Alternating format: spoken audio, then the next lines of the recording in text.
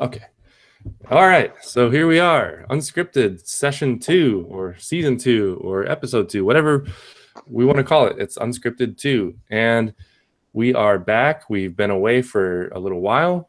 Both Dan and I have been super, super duper busy. But that's because we have a lot of kids and we have a lot of work to do to take care of all of those kids and our families and everything else. So, but we are happy to be here. We're happy to be here Christmas weekend and be able to come back to you guys and just do a little bit of an informal show, unscripted. We'll see where the wind takes us, wherever it does. Hopefully it's interesting to you guys and to us as well, and not just completely boring and dry and whatever. So welcome, Dan. How are you today, sir? I'm good. I'm good. It's been a busy couple of weeks, and I guess it's been over a month since we've done the last show. But yeah, it's been really busy. I finally got around to finishing school, so I'm officially a college graduate after like 12 years. So that's exciting. Most of that time was taken off, but I managed to finish it all up at the beginning of December. So now I am freed up from that.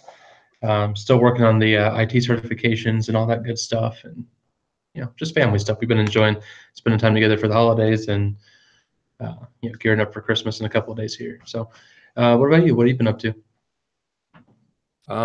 Well, first of all, congratulations on being a college graduate. I thought you had graduated before, but I guess I don't know. Maybe I'm missing something. But anyway, congratulations on that. And yeah, I've been up to basically taking care of just personal stuff. So I mean, I've been pretty busy at work with the holidays. The line of work that I'm in is seasonal in the sense that we have more of a push towards the holidays. So like Black Friday was really busy. So the end of November, and basically from then until now, it's been a pretty solid time at work as far as there's just been a ton of stuff. And we lost a person from our team took a job somewhere else. So we've sort of been like covering a bit there too until we get another hire. So, just with all that stuff going on at work, it's been busy. Then on the home front, my wife is pregnant, 8.5 months pregnant. She's due anytime towards basically in the next few weeks. Could be any time, any day. So I've been planning and just getting things ready for baby girl number 3. And we still don't know what we're going to name her. So if you guys are watching this, go ahead and I welcome your suggestions. If you want to share them in the group chat, that'd be awesome. And we can kind of look through and see if there's anything that we might have missed. But other than like a pool of names that my wife and I have come up with, there's just nothing really super solid. So it should be exciting when we get to the hospital and, the baby's born and we got to scramble and find the name before we leave. So your help is appreciated. All of your help is appreciated. Well, I think Abigail's a good name. That is a good name. That is a very good name. I will put that down on the docket and maybe put a little star next to it. That way we can remember. There we go. And that's not what this show is going to be about. It's not going to be all about figuring out a baby name for me. But we're going to try and talk about a few current events and maybe just actually, just as I said that, have you seen the new Star Wars yet, Dan? I have not. And if you spoil it for me, I will fight you, sir. Because I haven't seen it either, which is strange because I went to all of the other Star Wars, the most recent Star Wars, because I wasn't born when the first Star Wars came out, the original Star Wars. But I went to all of the most recent Star Wars, either on opening night or within like the first week. So this one's cool because we haven't seen it yet. We still have these theories, and probably a number of our audience, if you guys are watching, you've already seen it. So, we're kind of a little bit behind the 8 ball there. And sorry about that. But since neither of us have seen it yet, I just kind of wanted to revisit our theories. And from my part, I'm actually going to stick to my theory. I give it quite a bit of thought. And actually, I don't know if this is cheating or not, but I listened to the soundtrack. So I listened to the Last Jedi soundtrack on iTunes. It's not really cheating, but I'm kind of a music nerd, I guess, so I love it. And I definitely heard some really cool things on it. It was even more than the last episode that came out, episode 7. This one musically went back even closer to the original trilogy, which I was really happy to. I was happy to hear some themes. I heard the love theme, which is the theme that is between Han and Leia. So I have no idea why that's in there, because Han Solo is definitely dead. So I don't know if that's a play on something, if it's a play on her relationship with Kylo Ren, because he's her son. If that's a play off of that somehow, because it's the love themes, the relative, maybe that's what's going on there. I don't know. So again, that's a theory. But I just wanted to talk about my theory with our theory, our theories with who who Rey is exactly. And for my part, I believe I had originally said that she is a Skywalker, and there were sort of a laundry list of reasons why I thought she was a Skywalker, and I'm going to stick to that. I'm just going to stick to that theory. I do think she is a Skywalker somehow, some way. And I guess my main reason for sticking with that is really just the lightsaber, to be honest with you. The lightsaber that Anakin built, that she finds in episode 7, and she finds it in a locked chest, and she takes it out, and all of a sudden she goes into a vision, basically the same vision or a similar vision that starts with kind of like what Luke saw in the cave when he was in training with Yoda. She saw Darth Vader, so that was interesting. But more than that, when she left, the crazy lady with the goggles, I can't remember her name for the life of me, she said something along the lines of the lightsaber, like, this is your destiny or something, or it's like calling to you or somehow. And from that point on, sort of that just clicked. I'm like, why would a lightsaber built by Anakin Skywalker be drawn to anybody else except a Skywalker? Because it ended up in Luke's hands when Obi-Wan gave it to him, and then it was obviously lost in Cloud City and somehow was found, and now it's ended up in Rey's hands. Wow, that was a lot to say, just to say that that's one of my big reasons for thinking she is a Skywalker. Dan, I don't know what you think, if you're still thinking about your theories or not. I'm still sticking with my primary theory, which was that Rey is not a Skywalker. She's not a daughter of Luke or Leia or anyone like that. But if I had to guess, I'd probably say that she is kind of like the second coming of the chosen one, like how Anakin was. He was, he was imbued with the Force, and he was, he had incredible power and control, even from a young age, over his abilities, even though he didn't recognize that he necessarily had it. And you see it developing within Rey much quicker, which would explain why that saber would be drawn towards her as opposed to somebody else. Because, for instance, the saber wasn't necessarily drawn to Luke. It was given to him. It had been in safekeeping with Obi-Wan. And so I kind of want to stick with my original theory that she's kind of like the next chosen one that's going to bring balance to the Force. Because as far as I understand it, from at least this is how it always was understood in kind of the expanded universe of the Star Wars stories and everything like that.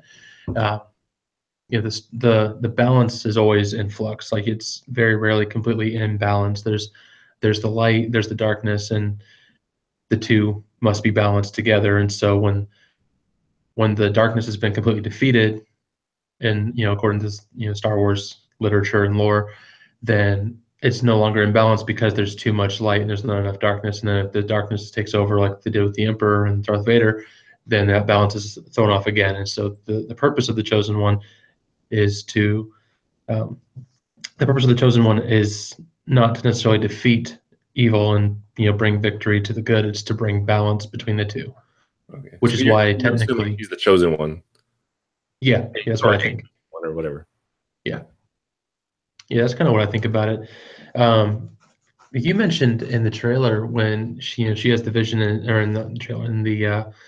episode 7, when she sees the vision and she sees in a cave, and she sees Darth Vader there. I didn't think that was Darth Vader. I'm pretty sure that was Luke, just with his the synthetic flesh removed from his mechanical hand, because he's there with R2D2.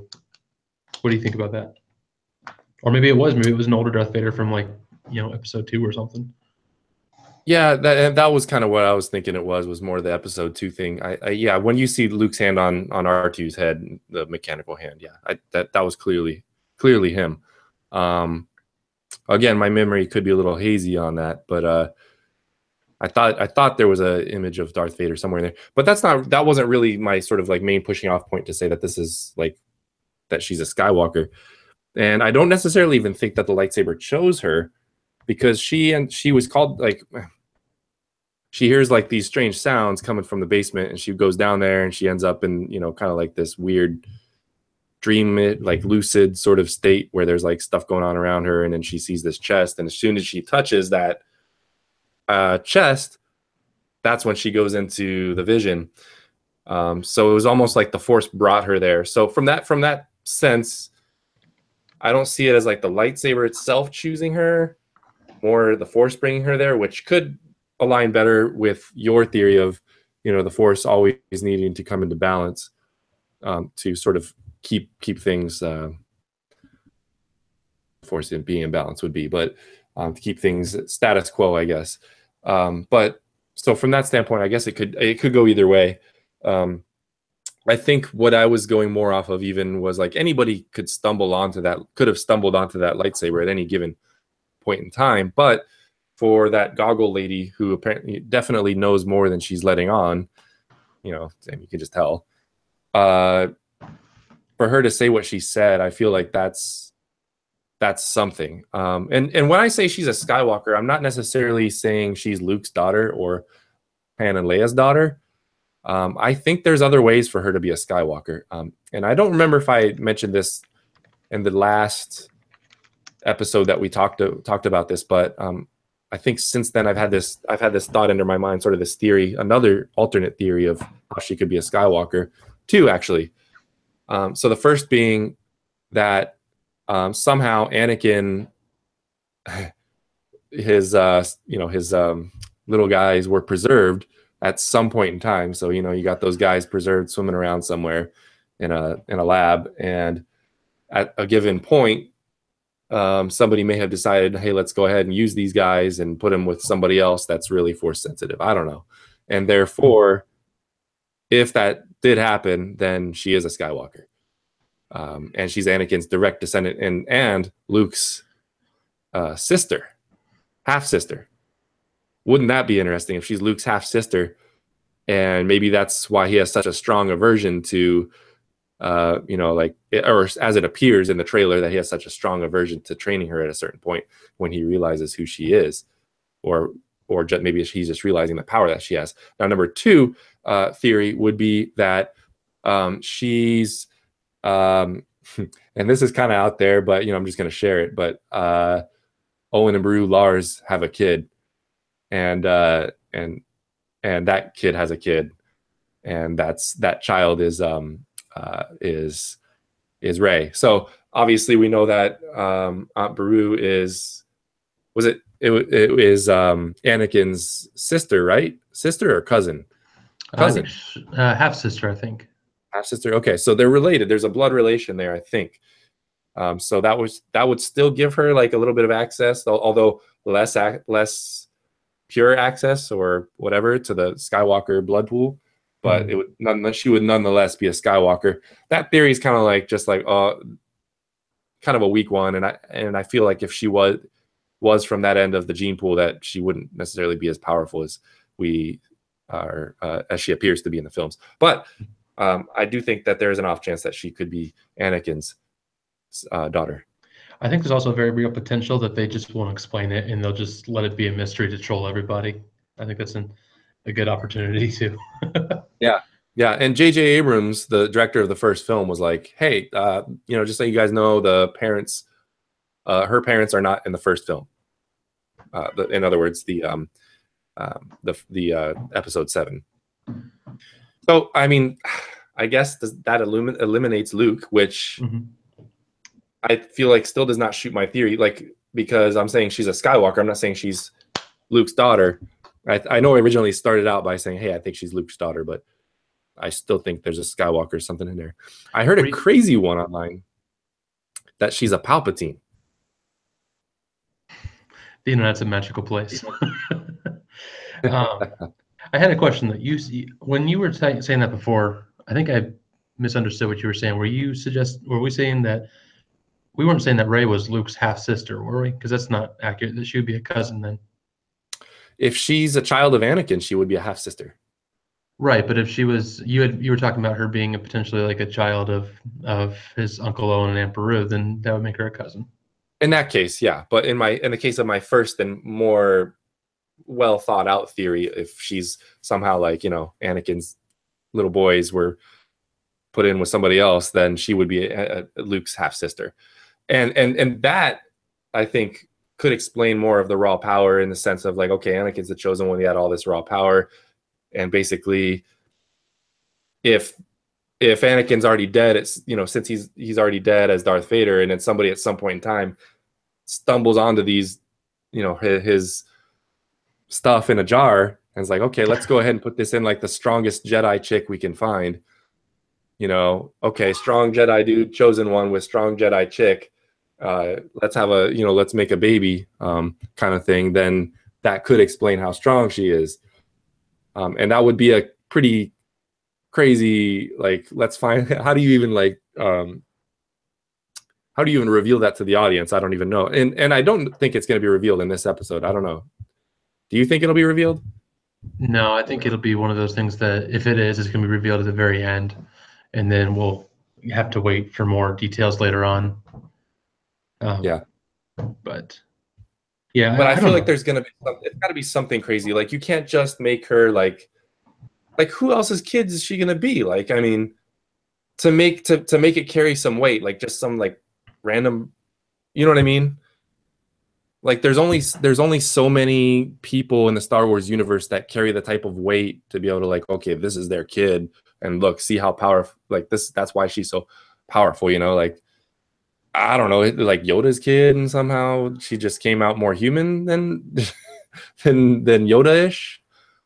Well, I don't know, but that's why you just go with my answer that she's the chosen one, and so you don't have to worry about all that stuff.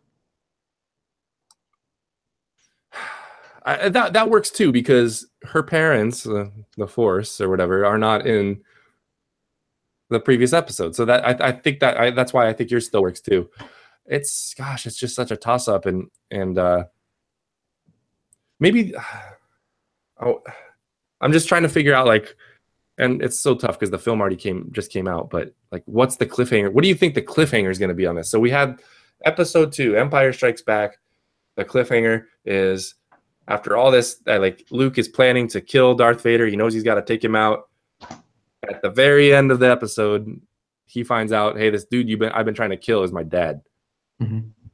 But yet we're not 100% sure if he's his dad, because the gene test hasn't been done yet. But I'm pretty sure he's my dad, because he said he was my dad when he cut my hand off.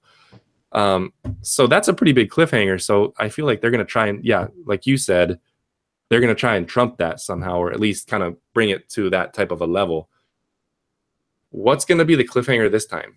Rey joins with Kylo. Rey joins with Kylo. I think that's what's going on, and which I know sounds ridiculous, because otherwise the trailer would just completely give away what the ending was.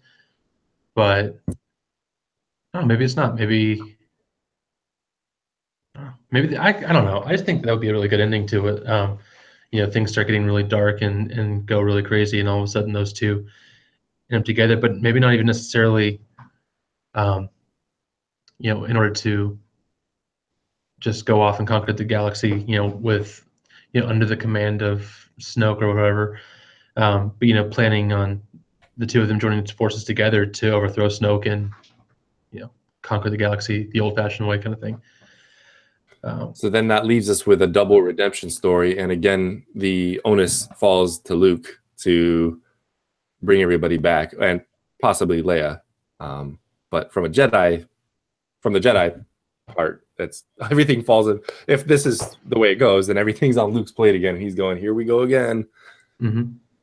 Yeah, I mean So that's what I think. I mean, if you want to share your thoughts, let's go ahead and do that. But I know we're trying to keep a shorter sure, episode on this one. So I wanted to ask you a couple other questions yeah. if you are done. You're more into football than I am, and so we kind of touched on this a little bit in the pre-show. But I wanted to know your thoughts a bit further on this, the rumors that are going around about Vince McMahon trying to start up the XFL again. And for those of you who haven't seen it, I'm going to screen share it on here for you. Um, there Is he is, the man himself, Vincent Kennedy McMahon. Growing up, I was a huge wrestling fan. Um, Grew up watching WWE or WWF at the time, and then also WCW. Um, and I've kind of gotten back into it a bit more in the last few months, but it's kind of one of those things that I kind of come and go on.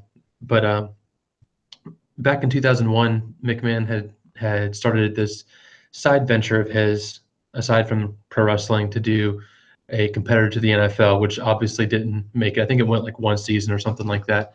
But it's kind of, I think it stands for like Extreme Football League or something like that. So it's one of those interesting little groups that are out there that didn't do too well. It was a lower caliber kind of football, but the rumor going around, as far as I understand it, is that with everything going on with the NFL and all the outrage people have had about concussions and about just all the other controversies, the kneeling and everything, that he's seeing this um,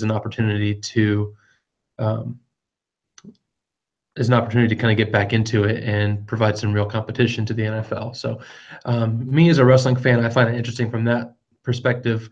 But Chris, I know you're more into football, so I'm kind of interested to hear what your take on the whole thing is.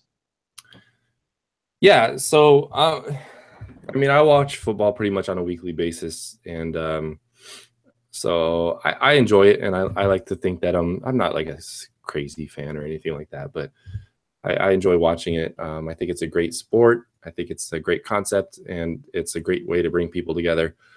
And just to, before I get into the XFL part, to just touch on a couple other things you said when you were leading up to it, or when you were describing it, was the some of the protests and the concussion issues that we've seen with the NFL.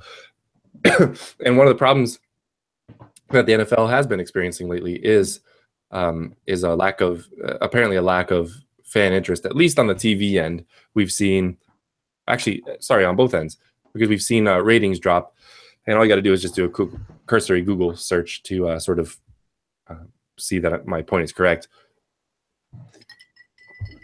But the issue is, so we've got ratings dropping for the NFL, but we also have attendance dropping for just about every team except for some of the best teams. So there's an issue where a lot of stadiums on a weekly basis are not sold out anymore, where maybe just even as recently as a year or two ago they were. So the NFL has actually begun to the teams have begun to drop the prices of the tickets to go to games, and I've heard numbers as low as like $6 a ticket for teams such as like the Washington Redskins. Now that's baseball prices right there. I mean, that's like if you want to go watch a baseball game and sit in the outfield, you can get a $6 seat. Just about anywhere except for some of the best teams. No, So that's no, no, baseball. no, no, no. Hold on now. Hold on. Sorry, I'm also a baseball fan. Now, for instance, like the Rays in Tampa, they're not a good team by any stretch of the imagination. I mean, they do fairly well, I guess. I shouldn't say they're not a good team. They used to be awful. They used to be a god awful team, but they I wanted to take my nephew to go see the Rays this last summer when we went down to Florida, and the tickets, like even the cheapest ones, were like $20 a ticket. I mean, they weren't having an outstanding season or anything. That Yeah, made you again, I pay. think that just depends on the team that you're going to watch. Like definitely, like I live in LA, so like the Dodgers. I mean, you're not going to get a $20 ticket or a $6 ticket, but there are teams out there where you could get a $6 ticket. And I'm more using that as a way to illustrate my point as being baseball prices, because baseball tickets typically are quite a bit cheaper. Like even a $20 ticket that you're saying for a baseball game is unheard of in the NFL. So we're talking $6 tickets to go to watch the Washington Redskins. Right. That was kind of the point I was making So too. that's Is baseball is my preferred. If you're talking about like an actual sport to watch in that sense, I prefer to watch baseball over football, and I acknowledge that it's not nearly as popular as the NFL would be. So that's kind of crazy to hear that they're charging. I mean, $6 ticket prices would be like for like a single A bowl, like a single A ball team. Like the minor, Yeah, like the very exactly. bottom of the minor leagues. Yeah, and it's pretty crazy because baseball, of course, at one time was labeled as America's pastime, and I suppose it still is. But largely in the last maybe decade or two, the NFL's sort of taken that position in America's hearts, where the NFL was like, that's what everybody's watching on Sunday. That's what everybody's going. Those are the games that a lot of people are going to. The games are sold out. So there's a lot of theories on why that the numbers have decreased on TV and in the game attendance. And I don't know. I think the predominant theories are, of course, the protests, and the other one is the concussions. And a third one would be just the overall quality of the game. There's a lot of penalties called now. The game is quite a bit different than it used to be. They've changed a lot of rules. I'm not going to necessarily go into all those rules, but so the game has changed quite a bit. And now, because of something like the TV ratings, and I think that maybe somebody like a Vince McMahon, who did start the XFL back in, I think, 2001, and it only last one season. But somebody like that, who's an opportunist, might see an opportunity to be able to make some money and possibly draw fans away from the NFL as well as players.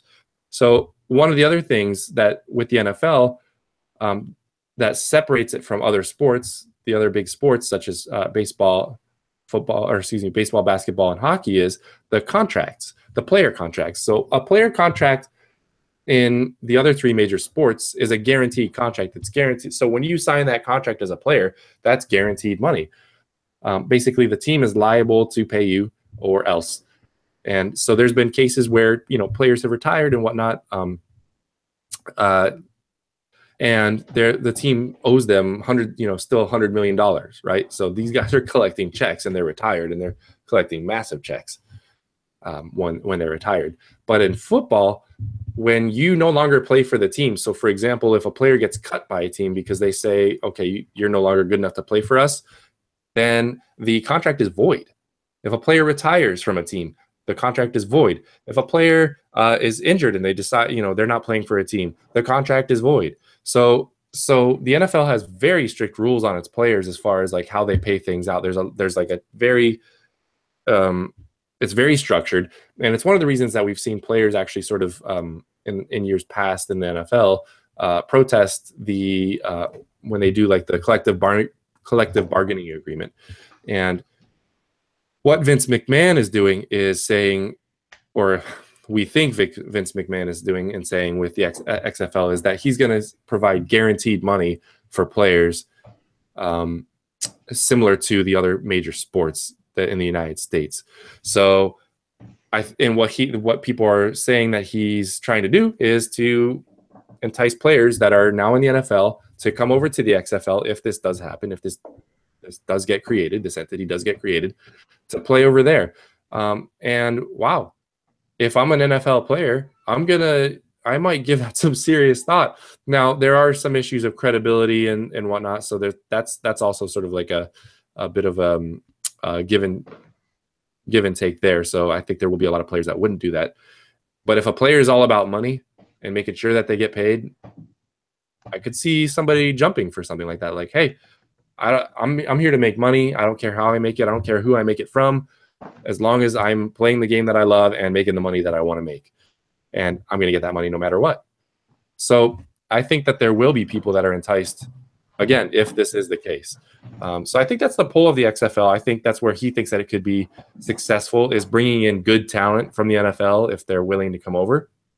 Whereas before, the talent pool was more relegated to college cast-offs and just people that didn't quite make the cut. So it's like the level of play is definitely a few notches down from what the NFL is. Interesting. Do you think it'll pay off? Do you think it'll be able to work out? I mean, I don't necessarily. I mean, I know he's a very wealthy man, and I'm sure he's got other people who are willing to invest in this venture if he chooses to go that way. But I kind of wonder, how he would be able to afford those kind of contracts, unless we're talking about like the lower tier NFL players coming over, because you're not going to get like a obviously Tom Brady's probably going to retire soon, but you're not going to get like a Tom Brady coming over to the XFL, if that makes any sense. Yeah, definitely not. But you might get some players who are upset. You're going to get the sort of like the NFL black sheep. In other words, like the guys who think they're worth more money and they just aren't getting paid. You'll get guys like that. You get and guys who are like kind of like, well, I'm gonna, like I said before, like the guys who are kind of more about the money than they are about like sort of the prestige of playing for the NFL. And there are people out there like that. Like, and there's no knock on them because like, hey, if you're trying to make some money, then that's that. If that opportunity is available, why not? The NFL is a business, and a lot of players are NFL players. I mean, gosh, they're making so much money, but a lot of players are still resentful towards the NFL because of those contract rules that I sort of mentioned before versus the other major sports. So I think that's an area where the XFL, if some of these rumors are true, again, we're doing a lot of sort of extrapolation and whatnot here, but if those rumors are true and whatnot, then I think that's an area where the NFL could sort of, or the XFL could gain ground on the NFL and sort of make it work by getting the talent pool a little bit better and getting those guys who are sort of the cast-offs or the black sheep. And also I think they'll be smarter about it too. So the last time the XFL was started, Vince McMahon did start it, but it was a 50-50 partnership with NBC. So he wasn't really calling all the shots. And I feel like he's done a good job with the wrestling. So the WWE, former WWF and now the WWE, it's been a very good moneymaker for him, and he's a guy who knows how to be an entertainer. So, and that's one of the things when you watch the XFL games, there was sort of that I guess like rough entertainment factor to them. That when you watch it, it's like, and you can watch them on YouTube if you want. Just go ahead and type in XFL game, and you'll see them. They're all in standard definition and really, really bad quality, but you could still watch them nonetheless. But again, like I think that's a bit of a pull towards those people who kind of want a bit more entertainment than maybe they're getting from the NFL. One of the labels that some NFL fans have sort of given to the NFL is the No Fun League. So that's the abbreviation for it, No Fun League. And Vince McMahon actually, when he first started the XFL, called it the Extra Fun League. That's of course not what XFL stands for, but he was sort of playing off that. And so I think he'll probably try to do that again. I really do think he sees an opportunity here to capitalize on where there's, I guess, really blood in the water. I mean, the ratings are falling, attendance is down. It's America's, supposed to be America's best sport. So who knows? What do you think about the conspiracy theories that are going around saying that that because Donald Trump and Vince McMahon are friends? I mean, it's true. Linda McMahon, who's Vince McMahon's wife, is like the administrator of small businesses or something like that. And he's been at like WrestleManias and stuff like that in the past, so they know each other. So there's a lot of people who are speculating that perhaps this is possibly Vince getting in after like getting a call from the president saying, he doesn't like what the NFL is doing. He doesn't like their attitude, and so he wants them to go in and be competition. I, for one, don't really find much credence to that. I think Vince McMahon's too smart for that. But this is something where he's not going into it with WWE funds. He's going on this on his own. Like I think he started his own, like another organization that's financing this. It's not coming out of the coffers of the WWE. So, what do you think about it? It kind of is coming, if it does get started, it kind of is coming out of the coffers of the WWE from the sense that he sold $100 million of WWE stock. I would assume that he's going to use that for something. It's either that or he sees the WWE is completely failing, so he sold all that stock. But as far as the Donald Trump thing is concerned, I don't know. I feel like that's just like that kind of stuff just gets thrown into the news cycle. It's like if something's got big weight and it's controversial, why not throw Donald Trump's name into it, and see if there's a connection. And the connection you just mentioned is obviously, there's some connection there for sure. And I think that's sort of like one of the things the media likes to play up on because they know there's a good chance they might get some viewership on that, and it's controversial. So controversy sells. That's very true. Oh, my screen just got a lot brighter. All right. Yeah, I think that's interesting stuff. We should probably wrap up fairly soon though, because I've got a lot of stuff to get done before Christmas, and Chris, I know you're busy with your family as well. So, um, but just a little kind of housekeeping stuff. We are still going with Two Wise Guys. They'll be back in the spring, or in January after the new year. We're just taking some time off for the holidays and spend some time with their families and stuff. I don't know what you've been up to, Chris, but I've been getting kind of back into some old retro games and stuff like that. I've been playing some old Super Mario World and SNES and Legend of Zelda and stuff like that. So it's been a good time. But I've actually, I went, one of the guys in, I have a group of guys that I hang out with, and I went over to one of their houses, and he had like he didn't have the actual Super Nintendo, but he did have like one of those sort of like knockoff ones, and we were playing the Super Mario World on there. It was like the one where you can have like the raccoon tail and stuff. And it's been ages since I played that, but it was super fun. I haven't really gotten back into games more recently, but I actually really, kind of been trying to take it easy on my free time just because I've been so tired and just kind of like, I don't know.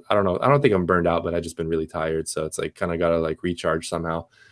So, yeah, I'd like to do more with my free time, but for now it's going to be a little bit of relaxation. Um, Before we do close out, there had been one thing that I forgot I was going to talk to you about, but I saw this. It's just like a little snippet of a news article about Edward Snowden, and I just wanted to share this and get your thoughts on it since it's kind of a techie thing. But here's the headline here. It's just Edward Snowden unveils phone app. It's called Haven, Haven, to spy on spies. That's the headline right there. Let me just read a couple snippets from here. The former National Security Agency contractor who exposed U.S. government surveillance programs by disclosing classified material has a new job. He's an app developer. He gave a video message and unveiled a new phone app he helped to create called Haven. And the goal is to protect laptops from physical tampering. He says it's an open source tool designed for human rights activists and other people at risk, and it uses an Android phone sensors to detect changes in a room. The software is developed from Freedom of the Press Foundation and Guardian Project. It's been greeted with mixed social media reactions, with some people celebrating its security capabilities and others saying they don't trust Snowden. Snowden still lives in Russia, as he has since 2013, when the country gave him asylum. So, any thoughts on that? I'm a little torn on it, to be honest. I think that the idea of it's good, but it's still going through the Google Play Store because, I mean, it's on Android. It has to go through that unless you're using a third-party app service, which I know some people do. But I would be curious if it is available for iOS as well, because that has a lot more vetting, as far as like what's in the code and everything. So I don't know if he would do that or not. What I would ideally like to see would be I'd like to see the code open source so people could, security researchers could go in and kind of dig into it and see what he's actually got in there, because the He says general it's open rule. source. Oh, it is? It's an open source tool. Oh, good Yeah. for him. Good for him. Well, I'd be interested to see, what these other researchers find in there. Because I think it's important. I think that's the first major thing, is it needs to be open source so that people can take a look at the code, because especially with, all the rumors about, everything that he's done, being a national security risk or whatever, and then also being in Russia, there is that temptation to think, okay, well, maybe we need to not trust him if he's over there because he's doing stuff. But then again, we just kind of pin everything on Russia nowadays. So I don't know how much credence there really is to all of that at this point, um, but no, I think that's going to be really good. But ultimately, if you're getting your app through the Android store, you're still getting tracked, so they know who has the app. So it kind of defeats the purpose, I think, personally. But um, I don't know. I think it's interesting. I'd like to. It's the first I've ever heard about it, so I kind of want to take some time and dig into it, and maybe we can talk about that on the next episode and go a little more in depth on it. Of course. Yeah, and I think just from my end, and I literally just read this probably like while we were on the show. I saw the headline, but I think it's cool. I don't see a reason not to trust Snowden, especially since he sort of sacrificed his own personal safety and privacy and basically his life. I don't know if he knew it was going to go like that or not, but he did do that. I mean, the guy's cooped up in Russia and whatnot. And again, this is cooped up in Russia before, sort of like long before this whole Russia thing blew up. So who knows? But yeah, definitely, I could see people sort of pointing that little connection fact out, like, oh, he's in Russia, he could be a Russian spy. Yeah, But that's not really this something is the that 21st century, and you don't have to be in any physical location to be a spy for a particular country. So I think that's sort of silly if somebody did say that. But yeah, the mentioning Russia wasn't really something that I'm personally concerned with. I think it's more of just recognizing the way that the media works and recognizing the way that we've been conditioned over the last 16 months or so to point the finger at Russia for every single thing that ever happens. Then that's more or less where that idea came from. I mean, because I can't remember what it was. I saw some outrageous article a couple of months ago, or maybe it was even a couple of weeks ago. I'm not sure. But it was basically blaming Russia for some weather event that was going on. It was like, this is getting out of hand. Like, you can't blame them for every single thing that happens that you don't like. Like, maybe you lost the election because your candidate sucked. Maybe you guys, maybe you, I don't even know, like maybe this software failed because the developers didn't code it correctly. There's a lot of different things you could blame it on other than just saying it was Russia, but I feel like they're kind of becoming the scapegoat for everything, which is bad because they do things that are bad sometimes. And when we blame them for every single thing, it loses credibility, if that like makes the boy sense. cried wolf, right? The Yeah. boy who cried wolf, eventually it loses its punch. You're like, yeah, Russia. Yeah, exactly. Of course it's Russia. You said it. You said that the last 15 times. So yeah, I mean, I'll be totally honest with you. Yeah, I'm not sure. Sorry. I mean, to be honest, over the last few months, I haven't spent much time in the news. I've kind of been taking, like you said, I've been kind of taking it easy, taking a break because it's just gotten to be so intense and so rough. Kind of focusing a little bit more on my other podcasts I've been doing. Actually, I'm going to put this in the show notes so we don't have to talk about it right now, but there's this really good article that I was reading from The Guardian titled News is Bad for You and Giving Up Reading It Will Make You Happier. Now, not necessarily happiness is not necessarily the goal, but I found the article to be very interesting. They dive into like the psychological and scientific aspects to what happens when you spend too much time reading the news and what it can do to your body. And actually, there's research going on to see whether too much news exposure can be linked to occurrences of PTSD in people who haven't necessarily been in super traumatic situations themselves. It's just the continued exposure continually triggers things in your limbic system that gives you that same kind of feeling of somebody who's been in, say, a conflict area or has been through like some sort of like sexual assault or things like that. So it's interesting the way the mind works. But I'll throw that in the show notes if anyone wants to read it. It's quite an interesting little article. Yeah, that does sound interesting. I mean, I would be inclined to agree with that statement, just from the standpoint of, yes, it is bad for you to read the news, because I mean, you just read it and it's either sad news. I mean, there's some good news, but then, or it's infuriating news because you're like, I can't believe this happened, and then you're kind of like going back and forth with yourself in your head, or maybe talking out loud if you're like me, and it's just so frustrating to you, and you're like, I can't believe this stuff is happening, and we got to do something about it.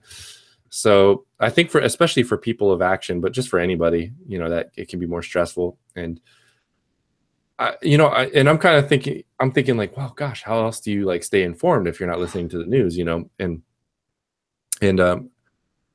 kind of looking into ways to like sort of absorb it that's less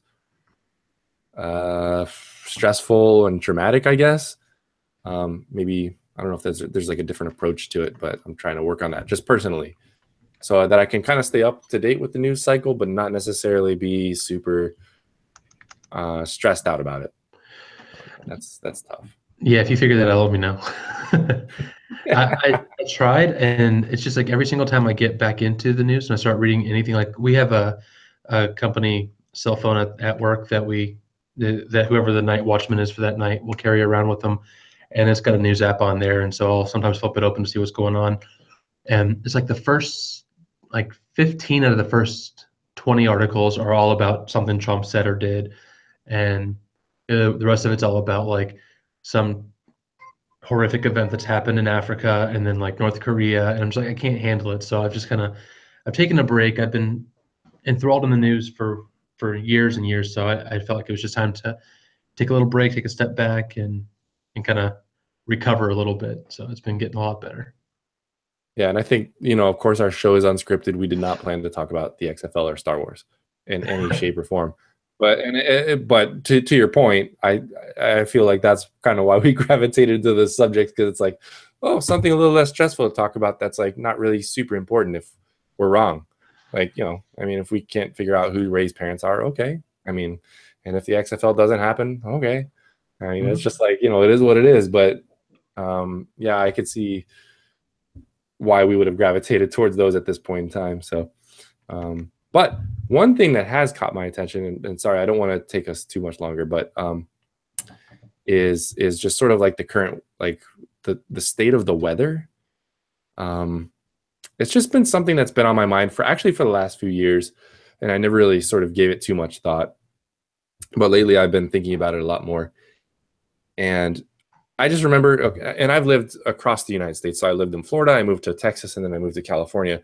And I sort of, because I had moved to those different areas, I thought of the weather, of sudden weather changes or at odd times as being like, oh, it's just because I'm living in this different new location. But one thing I've noticed is that it's been consistent across all the locations that I've lived. It's like, I hear people saying, you know what, this weather is just really weird. It's not like it used to be. And that's here in California. I've heard that, I can't count how many times. When I lived in Houston, Texas, about 5 or 6 years ago, I heard the same thing. I heard it less when I was in Florida. That was towards like the beginning of the 2000s. So I heard a little bit less then. But here it is. I've been hearing those similar type of statements for about the last, I don't know, 8 or 9 years, maybe even more than that. And again, I never really gave it too much thought, but it is a factor all the same. Why is the weather behaving like it is?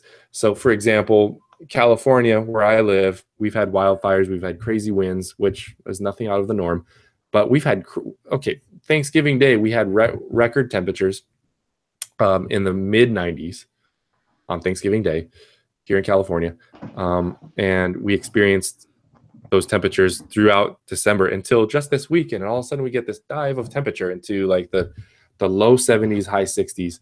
Just the craziest stuff you're ever going to see. Like like even people who live in California are like, geez, December is usually kind of cold,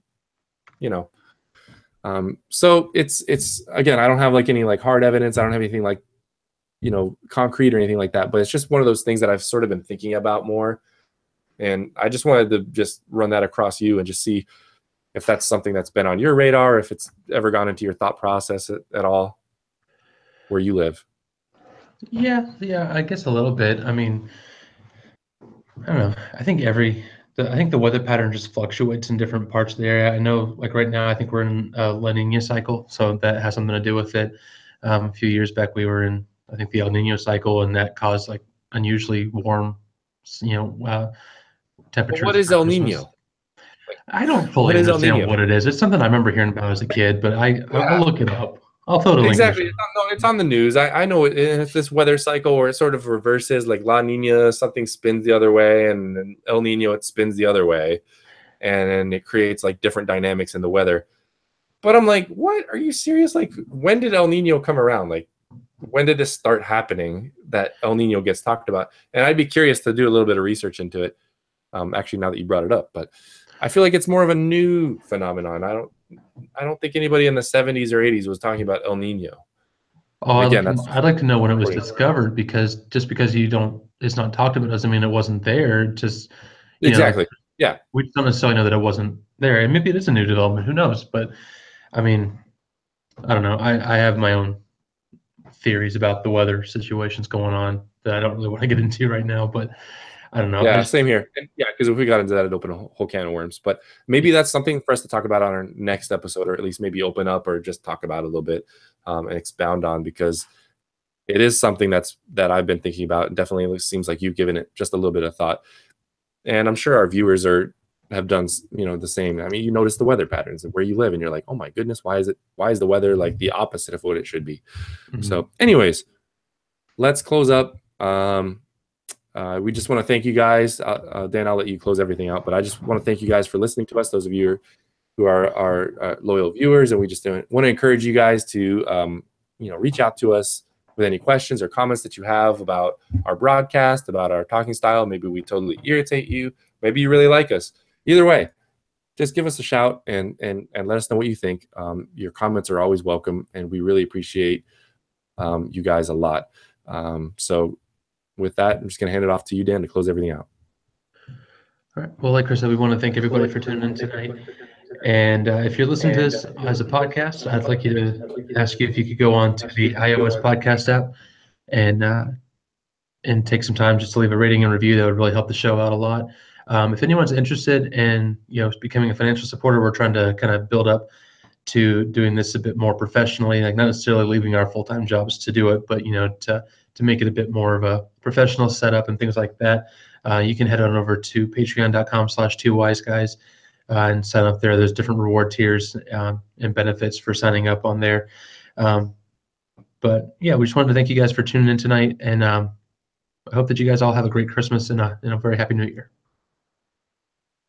Yeah, thanks, guys. And until next time, whenever that is, hopefully soon, we will see you on the flip side.